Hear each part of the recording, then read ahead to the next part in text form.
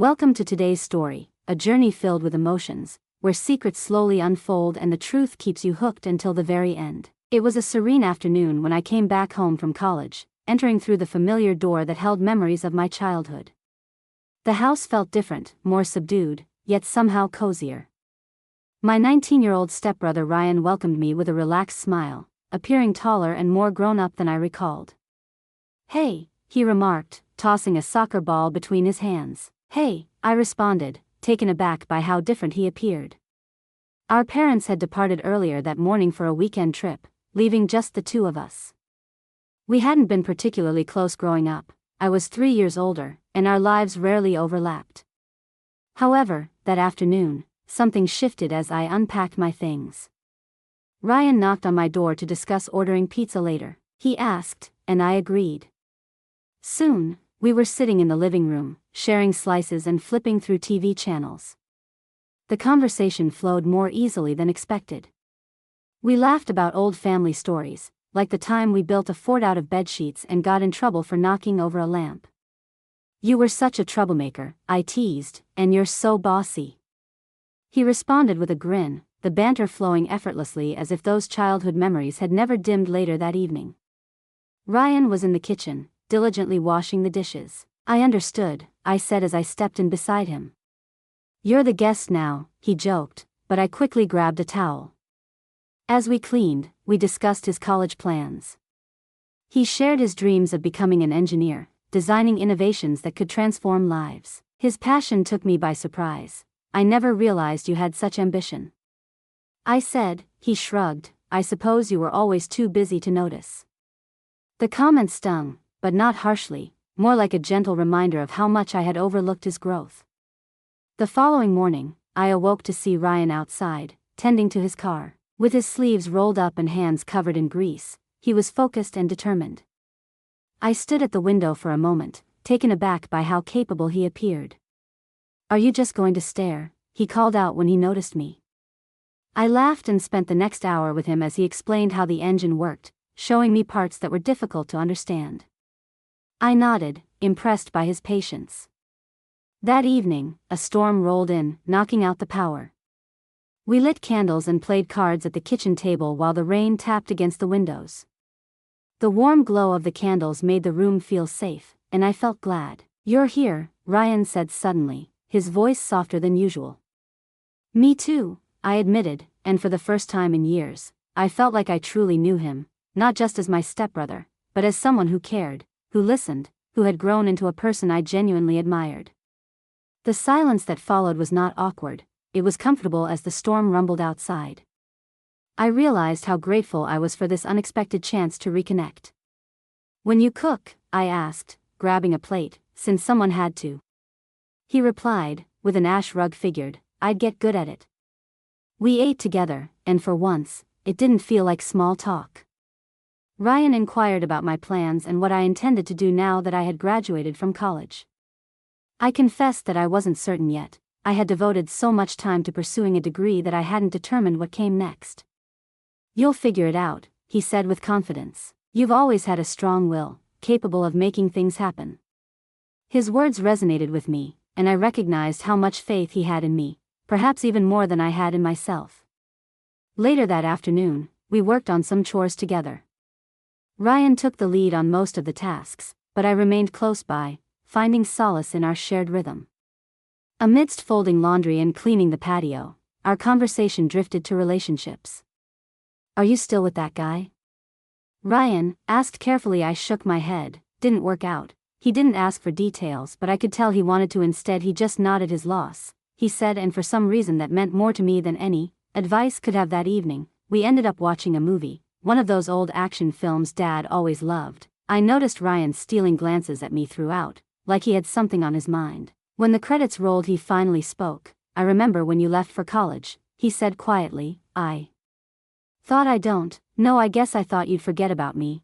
I looked at him surprised. "Forget about you? You were always busy," he said. "Friends, classes. I figured you'd move on and we'd just drift." I felt a pang of guilt. I'd never thought about it like that. I'd been so caught up in my own world that I hadn't realized how much distance had grown between us. "I didn't forget," I said. I guess I didn't know how to stay close." He smiled a little, well, you're here now. It was such a simple thing to say, but it felt important, like, no matter what had happened before, he still believed in Yuzin, the bond we'd always had. Later that night, I found a note on my desk. It was from Ryan. Glad you're home, I smiled to myself, folding the paper carefully. For the first time in a long time, I felt like I belonged, not just as part of the family but as someone Ryan genuinely cared about, and I realized I cared just as much. The next day felt different, quieter, almost tense. Ryan seemed distracted, barely speaking during breakfast. I figured he just needed space, but something felt off. By the afternoon, he was still distant. I found him outside, sitting on the porch with his phone in hand, staring at the screen. Everything okay? I asked. He hesitated, added,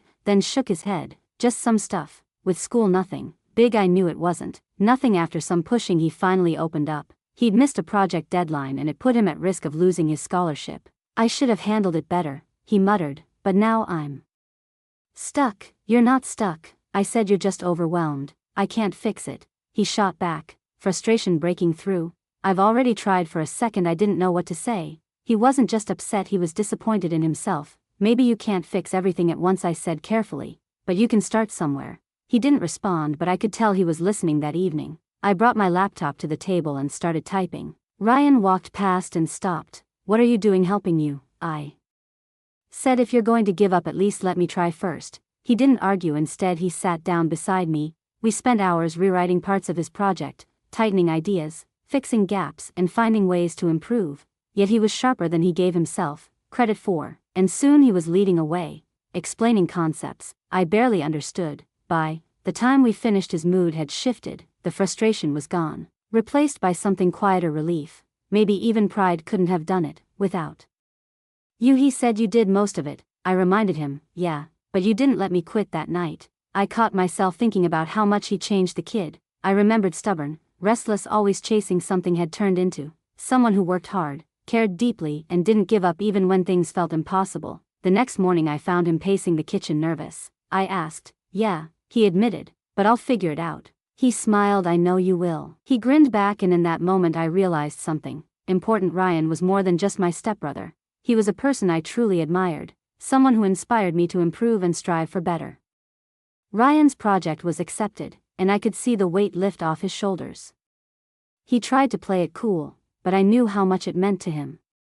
That night, he seemed lighter, like he could finally breathe again.